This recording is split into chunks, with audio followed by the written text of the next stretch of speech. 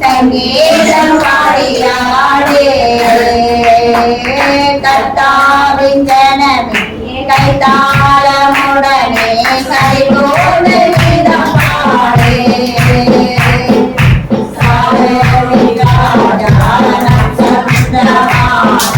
சங்கீதம் பாடியாடே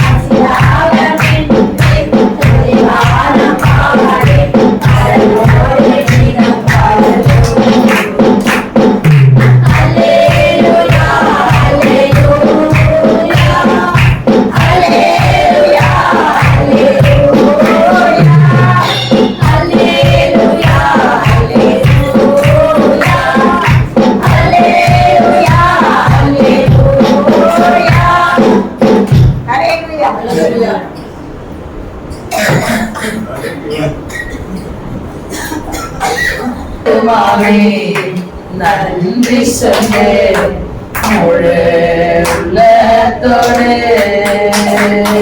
கர்த்தர் செய்த நன்மைகளை ஒரு நாளும் மறவாதே. கர்த்தர் செய்த நன்மைகளை ஒரு நாளும் மறவாதே.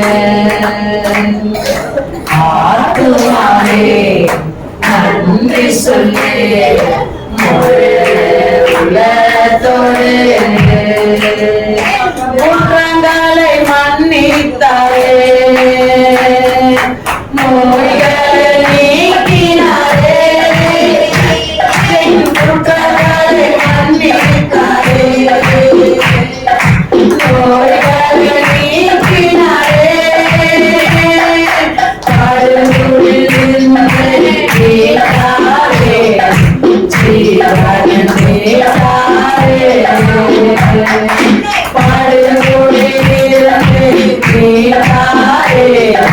ஜீவன் கேட்டாயே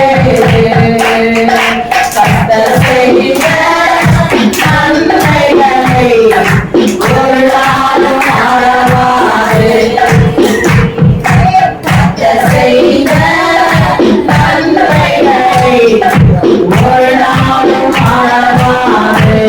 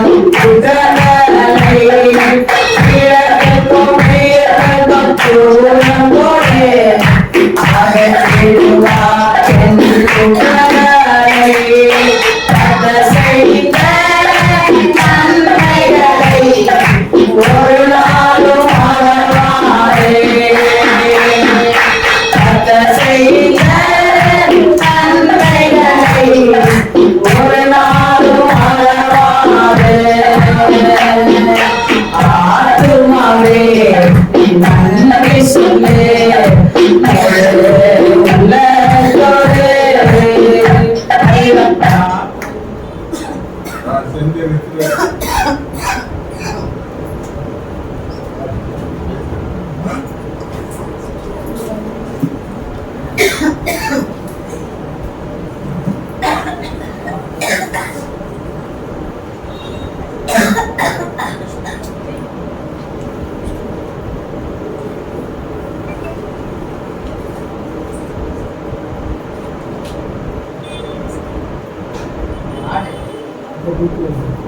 மாற்றி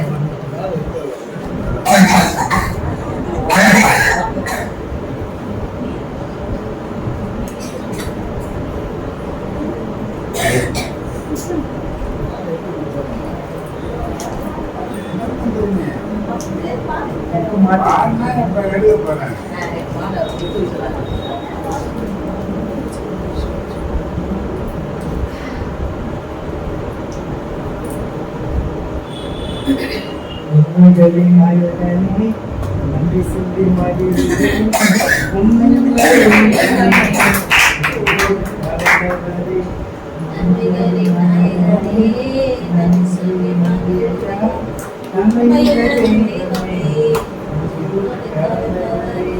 கடந்த ஆண்டெல்லாம் கண்ணனை போல் காத்தீரே, கடந்த நாட்களெல்லாம் கண்ணனை போல் காத்தீரே, புதிய நாட்களே புதிய செய்பவரே, புதிய நாட்களே புதிய செய்பவரே, நன்மைகளின் நாயகனே நன்றி சொல்லி மகிழ்கிறேன்.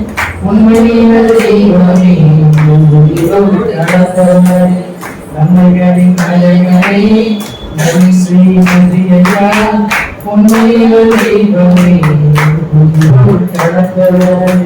உமக்காய் காத்திருந்து புதுபலன் அடைகிறேன், உமக்காய் காத்திருந்து புதுபலன் அடைகிறேன்.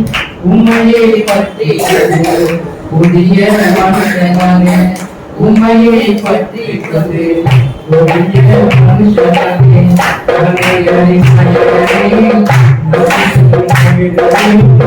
உண்மையின்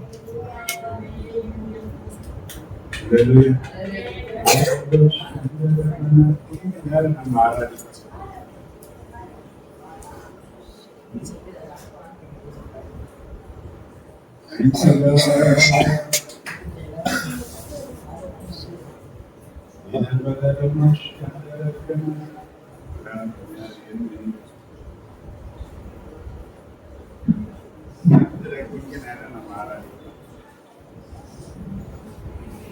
உங்களுடைய நன்மைகள் ஒன்றையெண்ணி உம்மை நான் துதித்திடுவேன். நீர் செய்த நன்மைகள் ஒவ்வொன்றையெண்ணி நித்தமும் உம்மை நான் துதித்திடுவேன். இதற்கீடாக நான் என்ன செய்வேன்? இதற்கீடாக நான் என்ன செய்வேன்? என் ஜீவனை பலியாக படைக்கின்றேன். என் ஜீவனை பலியாக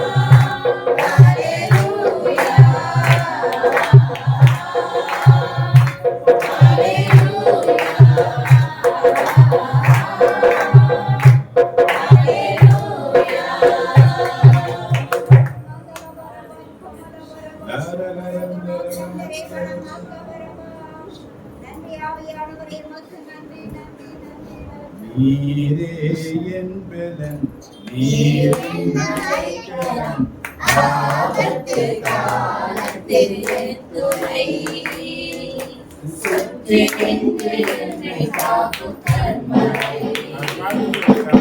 நீரே என் பலன், நீரே நடைக்கலம், ஆபத்து காலத்தில் துணை சுற்றி நின்று என்னை காக்கும் கண்மலை. யாக்கோபின் தேவனே, யெகோவா தேவனே என் பலன். யாக்கோபின் தேவனே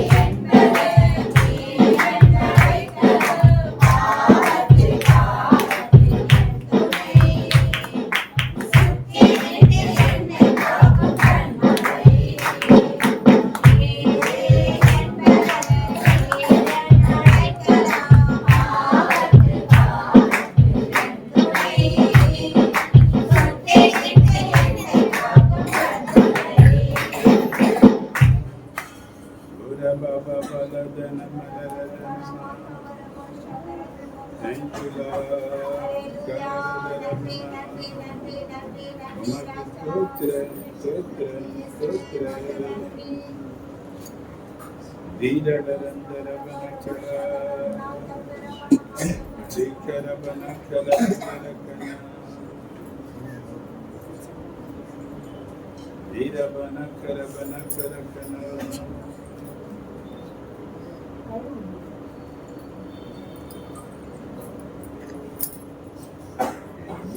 மீட்பராய் இயேசு இருக்கின்ற போது என் வாழ்விலே குறைகள் என்பது ஏது?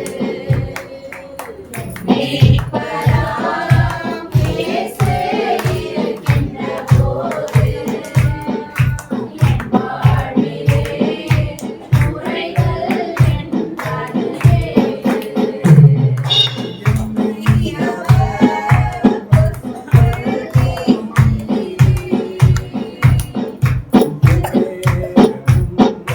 நடத்திடும் போதினிலே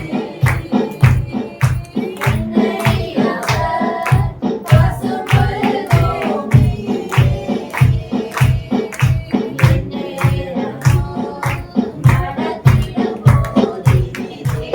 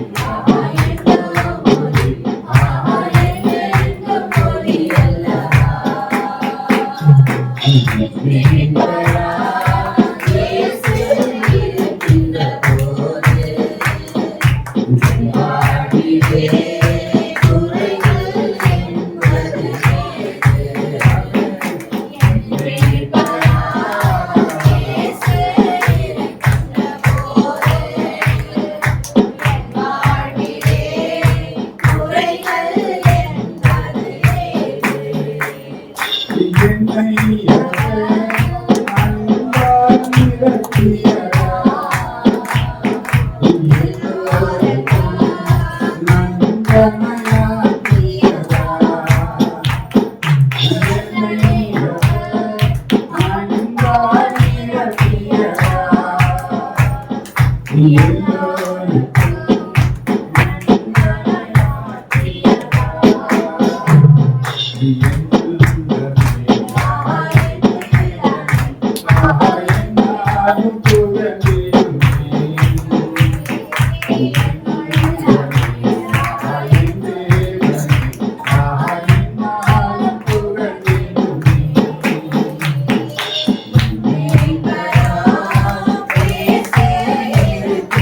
you.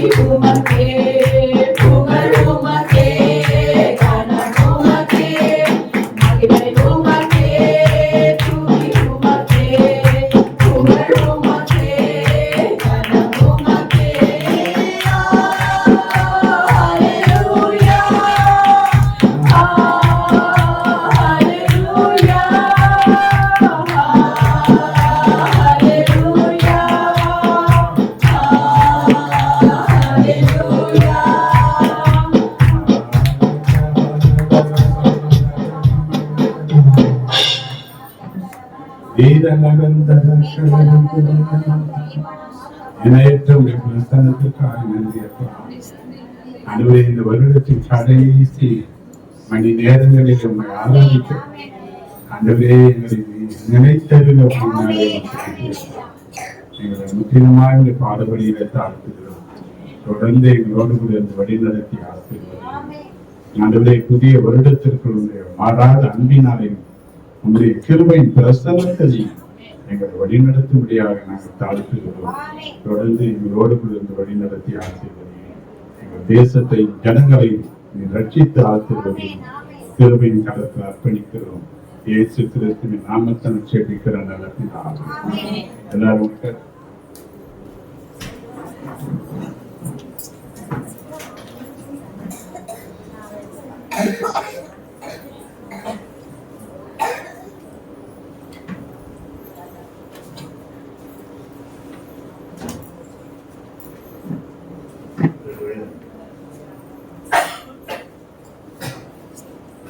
வருடத்தின் கடைசி ஆராதனை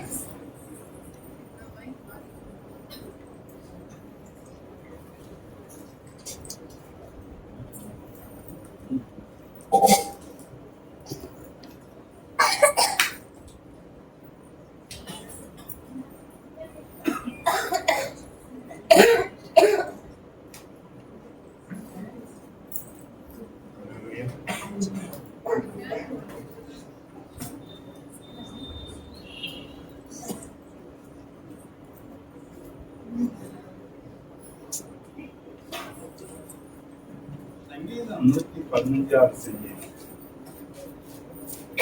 17வது வசனம் 18வது வசனம் வாசி. மரித்தவர்களும் மௌனத்தில் இறங்குகிற அனைவரும் கர்த்தரை துதியார்கள். அல்லேலூயா. அல்லேலூயா. யாராலும் துதிக்க முடியாது. மரித்து போனவர் மௌனத்தில் இருக்கிற ஜனங்களாக கர்த்தரை துதிக்க முடியாது. இந்த வசனம் தொடர்ந்து வாசி. மரித்தவர்களும் மௌனத்தில் இருக்கிற அனைவரும் கர்த்தரை துதியார்கள். 18 நாமோ இது முதல் என்றென்றைக்கும் கர்த்தரை ஸ்தோத்தரிப்போம். அல்லேலூயா. எப்பொழுதும் கர்த்தரை ஸ்தோத்தரிக்கிறவர்களாக இருக்க வேண்டும் என்பதுதான் இந்த வருடத்தின் கடைசி மணி நேரம். நம்ம புதிய வருஷத்திலையும் கர்த்தரை முழு இருதயத்தோடு கூட ஸ்தோத்தரித்துதான் புதிய வருஷத்துல நுழையும்.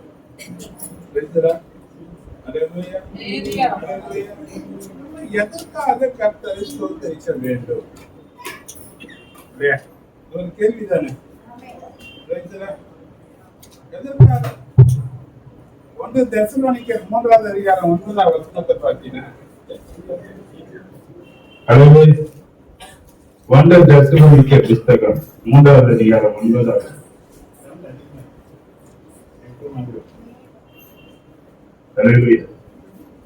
மேலும் நம்முடைய தேவனுக்கு முன்பாக நாங்கள் உங்களை குறித்து அடைந்திருக்கிற மிகுந்த சந்தோஷத்துக்காக மற்றவர்கள் மூலமாக நமக்கு உண்டான கிடைச்ச சந்தோஷத்துக்காக நாம் கர்த்தரை ஸ்தோத்திரிக்க வேண்டும்.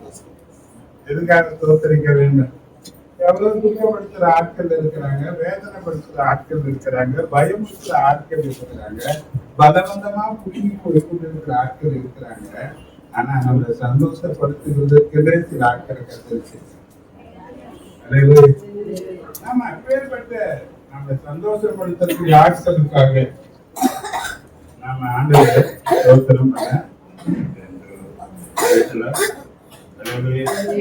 லூக்கா 17வது அதிகாரத்துல 15-16 வசனங்களை வாசிச்சீங்கன்னா அவர்களில் ஒருவன் தான் ஆரோக்கியமானதைக் கண்டு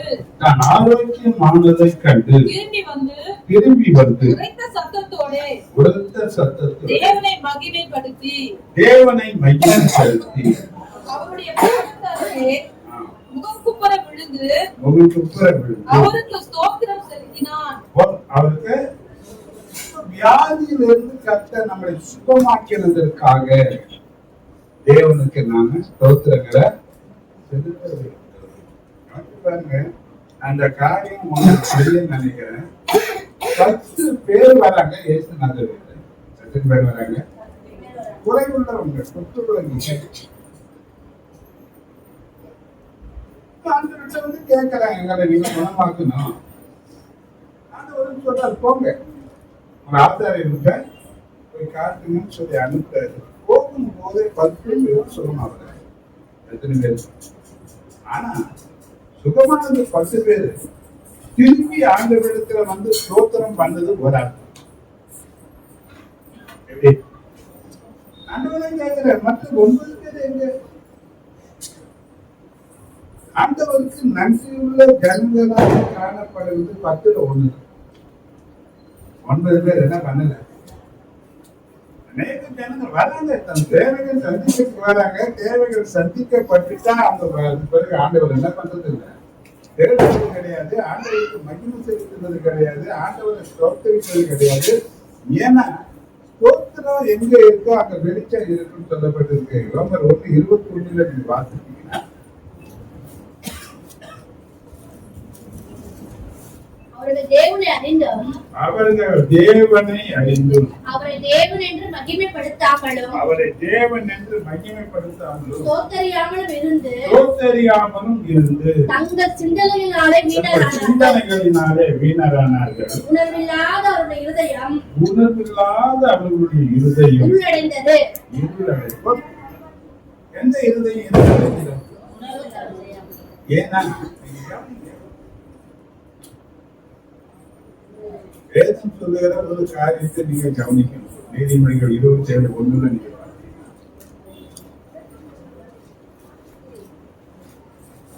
நாளைய தினத்தை குறித்து பெருமை பாராட்டாதே. நாளைய தினத்தை குறித்து பெருமை பாராட்டாதே. ஒரு நாள் பிறப்பதையே அறியாயே. ஒரு நாள் பிறப்பதையே ஒரு வருஷத்தை கணக்கு. ஒரு வருஷத்தை அந்த போன வருஷம் 3 நாள் சொன்னோம். எங்களை நடத்திங்க, எங்களால முடியாது. எங்களை நடத்திங்க, எங்களால் நீங்க தான் நடத்தணும். அவர்கிட்ட ஒப்பு கொடுக்கும். நடத்தி இருக்கிறாரா? எவ்வளவு பிரச்சனை, எத்தனை பலவீனங்கள், எத்தனை தேவைகள், எத்தனை நெருக்கங்கள், எத்தனை போராட்டங்கள் இல்லையா? இரவும் பகலும் மாறி மாறி வருகிறது போல இன்பமும் துன்பமும் நம்முடைய வாழ்க்கையில மாறி மாறி இருக்கு. சாயங்காலம் நல்ல சந்தோஷமா இருந்து பார்த்தா ராத்திரி எல்லாம் ஒரு பிரச்சனை, அழுக, காலையில எல்லாம் அழுக. இப்ப நன்மை நினைக்கிற எவ்வளவு போராட்டங்கள் இருக்கு, எவ்வளவு நெருக்கங்கள் இருக்கு. சில நேரங்களில் நாம நினைக்கிற வாழவே எனக்கு பிடிக்கல என்று சொல்லக்கூடிய அளவுக்கு கசப்புகள் நம்முடைய வாழ்க்கையில எத்தனையோ காரியங்கள் வருது. ஆனால் அத்தனை பிரச்சனைகள் மத்தியிலையும் தேவன் நம்மளை நடத்தி வேதம் சொல்லுகிறது. உபாகமம் 1:39 ஒரு மனிதன் தன் பிள்ளையை சுமந்து கொண்டு போவது போல நீங்கள் இவ்விடத்திற்கு வருகிற வரைக்கும் நடந்து வந்த வழிகள் எல்லாவற்றிலும் உங்கள் தேவனாகிய கர்த்தர் உங்களை சுமந்து கொண்டு வந்ததை கண்டீர்களே. உங்களை சுமந்து கொண்டு வந்ததை கண்டீர்களே. யார் சுமந்து? உங்கள் தேவனாகிய எப்ப சுமப்பாங்க? கவனிங்க. அதாவது என்ன பாருங்க, ஒரு குழந்தை இருக்கு, சின்ன பிள்ளைகளை வச்சிருக்கிறீங்க. எப்பவுமே குழந்தை எப்படி சுமப்பீங்களா? எப்ப சுமப்பீங்க குழந்தைய?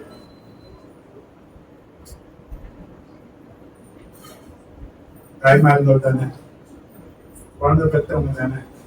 எப்பவுமே தூக்கி வச்சுக்கிறீங்களா? எப்பதான் தூக்கி வச்சுக்கீங்க குழந்தை? அது முடியலன்னு அடம் பண்ணும்போது, அடம் பிடிக்கும் போது, அது முடியாத நிலையில அப்படியே உட்கார்ந்துடும் போது, அடம் பிடிக்கும் போது, அப்ப என்ன பண்ணுவீங்க? அப்ப எத்தனை நாட்கள் இனி என்னால முடியாது, இதனால என்னால என்ன பண்ண முடியாது, இந்த பிரச்சனை என்னால முடியாது, இந்த பிரச்சனை என்னால செய்ய முடியாது, என்னால வாழ முடியாது, எவ்வளவுதான் தாழ்ந்துனாலே எத்தனை காலங்கள் தான் தாழ்ந்தது என்று சொல்லி நாம தடுமாறி போன நாட்கள் எத்தனை நாட்கள். யார் சொன்னதான்னு நினைக்கிறீங்க? தகப்பன் தன் பிள்ளையை சுமக்கிறது போல ஆண்டவராகி ஏற்றுக்கிறது நம்ம சுமக்கலன்னா எங்கேயோ நம்ம சரியா. அப்ப தேவன் நமக்கு செய்கிற ஒவ்வொரு நன்மைகளையும் நாம நினைவில் வைத்து ஆண்டவருக்கு நன்றி சொல்லும் போது இன்னும் பல நன்மைகளினால நீங்க நடப்பது. ஏன்னா ஆண்டவர் சொல்றாரு, 1 தெசலோனிக்கர் 5:18 எல்லாம் பாத்தீங்கன்னா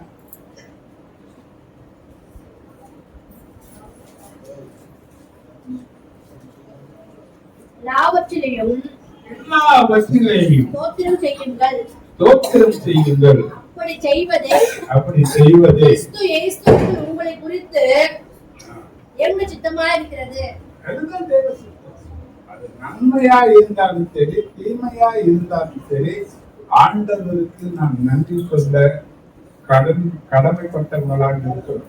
ஏன் நன்றி சொல்லணும் என்று பார்த்தீங்கன்னா, ஆதியாகமம் 5:20 ஒரு வசனம் இருக்கிறார்.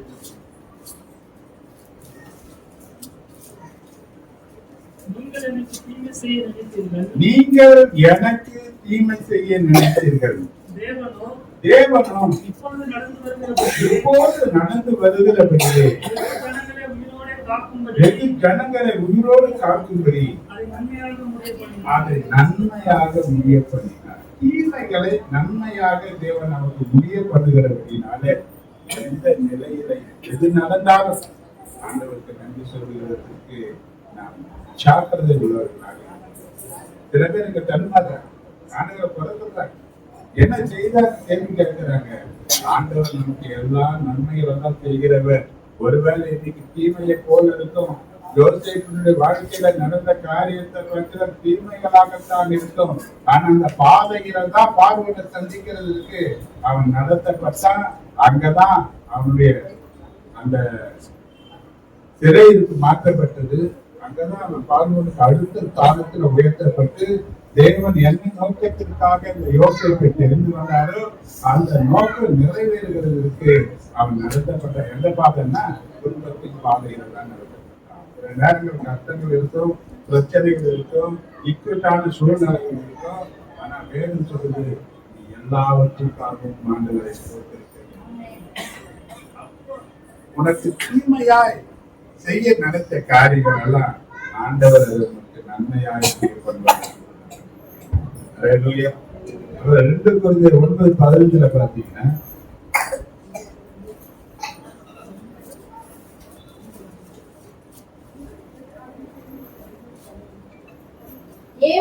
சொல்லி முடியாத ஈவுகளுக்காக அவருக்கு ஸ்தோத்திரம். என்ன ஈவு, என்ன கிஃப்ட்? ஈவு என்ன பரிசு? ஈவுன்னா என்ன பரிசு? என்ன பரிசு? நீதிமொழிகள் 19:14 பார்த்தீங்கன்னா,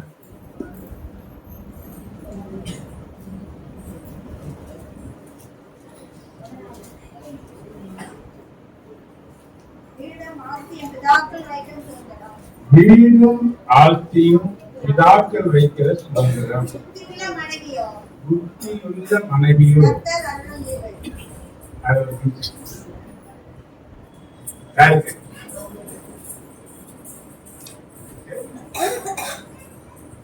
குடும்பம் கட்டப்படுவதற்கு மனைவி புத்திசாலியா இருக்கணும்.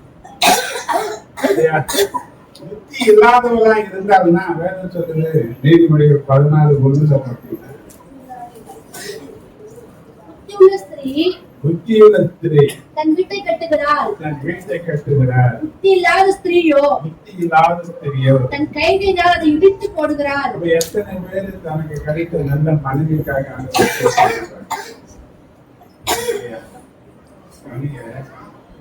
கஷ்டப்பட்டு உழைச்சி சம்பாதிக்கிறத மனைவிக்கு கொடுக்கும் போது அதுதான் குடும்பத்தை கட்டுறது. பாருங்க, மனைவிதான் வீட்டை கட்டணும்னு சொல்லப்படுது. ஞானத்தை தன் வீட்டை கட்டணும்னு சொல்லப்படுது. மனைவிக்கு ஞானத்துக்கு அடையாளமா இந்த மனைவி புத்தி இல்லாதவராக இருப்பாங்கன்னா எடுத்து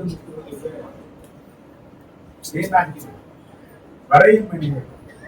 இன்னைக்கு நிறைய பேர் இது மாதிரி வீணை ஆக்கிட்டு தான் கடைசியில கஷ்டத்தின் மேல கஷ்டப்படுறாங்க. எப்பதான் நமக்கு புரியுது தெரியாது.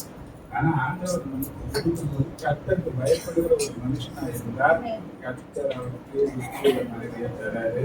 அந்த புத்தியுள்ள மனைவி புருஷனுக்கு கர்த்தர் கொடுத்து அந்த பரிசுக்காக ஆண்டவர் என்ன பண்ணணும்? நன்றி சொல்லி பார்க்கணும். மனைவி மட்டும் கிடையாது, பிள்ளைகள் கர்த்தரால் வரக்கூடிய சுதந்திரம். யாரு? அப்ப கர்த்தர் உங்களுக்கு கொடுத்த பிள்ளைகளுக்காக என்ன பண்ணணும்? கர்த்தரை பிள்ளைகள் வந்து கர்த்தரால கொடுக்கப்பட்டவன்.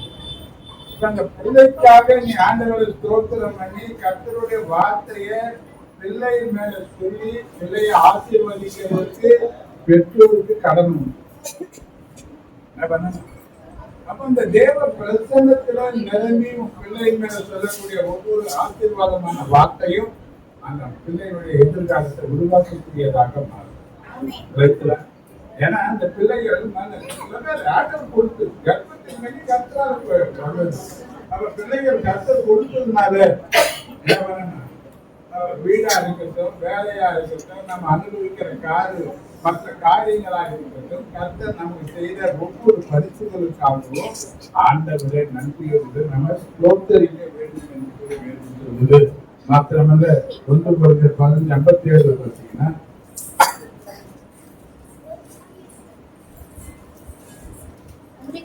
இயேசு கிறிஸ்துவினாலே நமக்கு ஜெயம் கொடுக்கிற தேவனுக்கு ஸ்தோத்திரம். நமக்கு கிடைக்கிற ஒவ்வொரு வெற்றிக்காகவும் ஆண்டவரை பிள்ளைகள் படிக்கிறாங்க, படிக்கிறத பார்த்தாங்கன்னா எத்தனையோ பேருக்கு கேஸ் கோர்ட்டு வழக்குன்னு போறாங்க. நமக்கு செய்யற கர்த்தர் கொடுக்கிற எல்லா ஜெயத்துக்காகவும் ஆண்டவர் என்ன பண்ணணும்? உயர்வுக்காக தேவனுக்கு நாம் நன்றி சொல்லிக்கொண்டே இருக்க வேண்டும். ஏனென்றால் தேவனதை எதிர்பார்க்கிறது. ஜபத்தில் அதிகமாக ஆண்டவரை நன்றி செலுத்தணும். பார்க்கிற இன்னொரு காரியத்துக்கு சங்கீதம் 103 சங்கீதம் 12 வசனம் சொல்றேன்.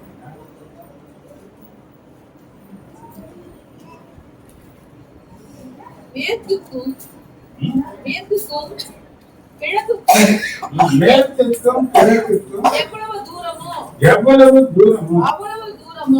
அவ்வளவு தூரமாய் அவர் நம்முடைய பாவங்களை நம்ம விட்டு விலக்கினார். நம்முடைய பாவங்களை நம்ம விட்டு எவ்வளவு தூரம் இருக்கான்? கிழக்கிற்கும் மேற்கிற்கும் எவ்வளவு தூரம்? எவ்வளவு டிஸ்டன்ஸ் இருக்கு சொல்றது? அந்த அளவுக்கு நம்முடைய பாவத்தை என்ன பண்ணாரு? விலக்கிட்டார். அவர் பக்கமே இராத வழிக்கு ஆண்டவர் என்ன பண்ணாரு? அது விலக்கினபடினாலே அனந்ததான் ஆத்மாவே கர்த்தர் என்ன பண்ணார்? செய்த உபகாரங்களை நீ மறக்காதே சங்கீதக்காரன் எழுதி வைத்திருக்கிறார். மாத்திரமல்ல சங்கீதம் 65:2 சொல்லப்பட்டிருக்கிற வார்த்தையை பார்த்தீங்கன்னா, ஜெபத்தை கேட்கிறவரே, மாம்சமான யாவரும் உம்மிடத்தில் வருவார்கள். நம்மிடத்தில் வருவார்கள். யார் வருவாங்க? ஜெபத்தை கேட்கிறார். எவ்வளவு ஜெபங்கள் கேட்கப்பட்டிருக்கு.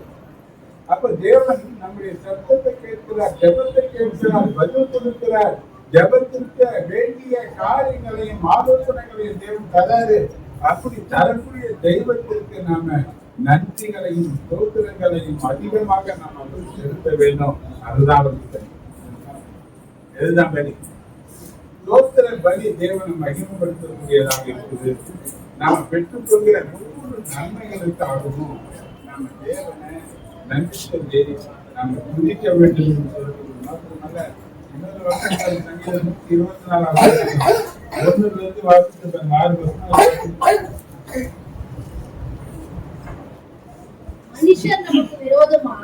மனுஷர் நமக்கு விரோதமாய் எழும்பின பொழுது கர்த்தர் நமது பக்கத்தில் இராவிட்டால் கர்த்தர் தாமே நமது பக்கத்தில் இராவிட்டால் அவர்கள் கோபம் நம்மேல் எரிகையில் நம்மை உயிரோடு விழுங்கியிருப்பார்கள். எப்படி எரிஞ்சிருக்காங்க? உயிரோடு விழுங்கியிருப்பார்கள். அப்பொழுது தண்ணீர்கள் நம்மேல் பாய்ந்தது, வெள்ளங்கள் நமது ஆத்துமாவின் மேல் பெருகி, கொந்தளிக்கும் ஜலங்கள் நமது ஆத்துமாவின் மேல் புரண்டு போயிருக்கும். கையில நம்மள ஒப்புக்கூடாதபடினாலே நம்ம ஆண்டவருக்கு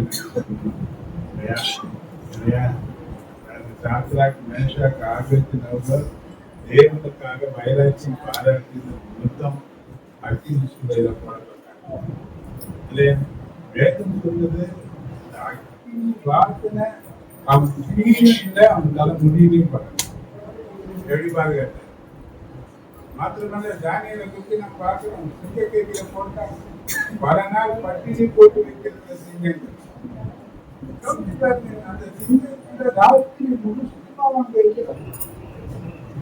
அது ஒன்று சேதப்படுத்த முடியாதபடிக்கு தேவன் நம்மளை பாதுகாத்து. அல்லேலூயா, அல்லேலூயா. இதுக்கு இது போல சிங்கங்களை போல நம்ம மேல பாயக்கூடிய, கீழக்கூடிய, நம்ம அழிக்க நினைக்கக்கூடிய எத்தனையோ ஜனங்கள் இருக்கிறாங்க, எத்தனையோ காரியங்கள் இருக்கு. ஆனா அவங்க கையில எல்லாம் கர்த்தர் அவங்க நம்மளை மறைச்சு நம்மளை தனியா ஒதுக்கி நம்மளை பாதுகாத்து கொண்டு இருக்கிறபடினால நாம் ஒவ்வொரு நாளும் ஆண்டவருக்கு நன்றி சொல்லுகிறதற்கு நாம் மகிழ்ச்சி உள்ளவர்களாக இருக்கிறோம். அல்லேலூயா, அல்லேலூயா. அதே போல பாருங்க, ஆதியாகமம் 14:20 பாத்தீங்கன்னா,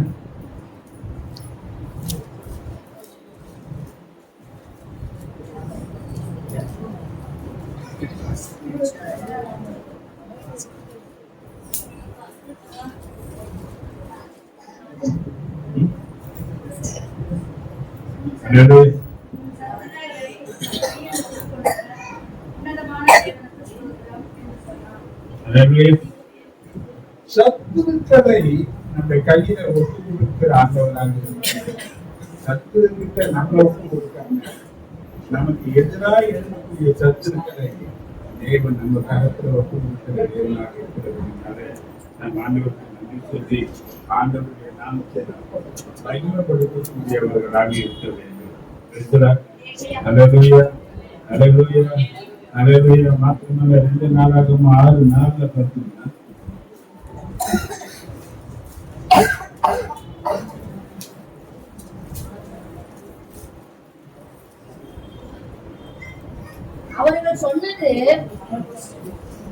அவன் சொன்னது இஸ்ரவேலின் தேவனாகிய கர்த்தருக்கு ஸ்தோத்திரம். அவரின் தகப்பனாகிய தாவீதுக்கு தம்முடைய வாக்கினால் சொன்னதை தம்முடைய கருத்தினால் நிறைவேற்றினார். கொடுத்த வாக்குதத்தங்கள் நமக்கு நிறைவேற்றுகிறபடினாலே நம் கர்த்தரை நன்றி.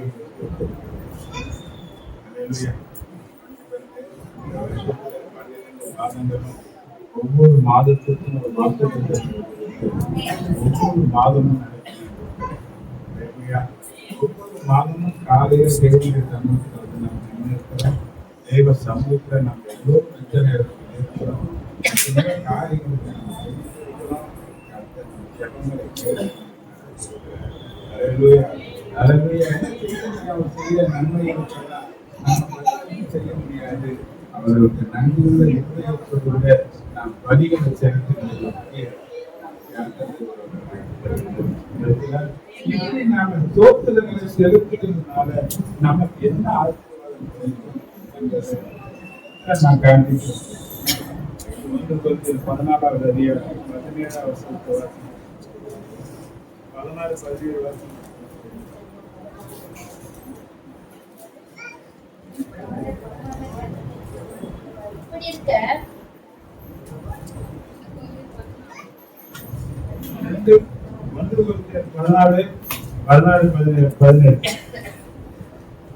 இல்லாவிட்டால் நீ ஆவியோடு ஸ்தோத்திரம் பண்ணும் பொழுது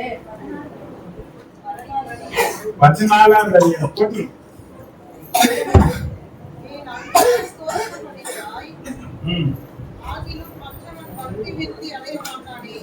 மற்றவன் ஸ்தோத்திரங்கள் பண்ணும்போது ஒரு மனுஷனுடைய வாழ்க்கையில பக்தி விருத்தியில அந்த பெரிய முடியாது. யாருங்க பக்தி விருத்தியில பெறுகிறவன்? எல்லாவற்றுக்காகவும் ஆண்டவரை துதிக்கிறவன், எல்லா நிலைகளிலையும் தேவனுக்கு தோற்ற பலிகளை இருக்கிறவன், எந்த நிலையிலையும் மன ரம்மியமாக வாழ பழகிக் கொண்டவன், ஆண்டவரை புறப்பேசாதவன், ஆண்டவர் எல்லா நன்மைக்காக செய்வார் என்று சொல்லி தன் வாழ்க்கையில நடக்கிற சம்பவத்துக்காகவும் தேவனுக்கு நன்றி சொல்கிறவன் அவன் வளரக்கூடியவனாக மாறுவான். ரெண்டாவது பார்த்தீங்கன்னா நீங்க 2 Corinthians 4:15 பாரு.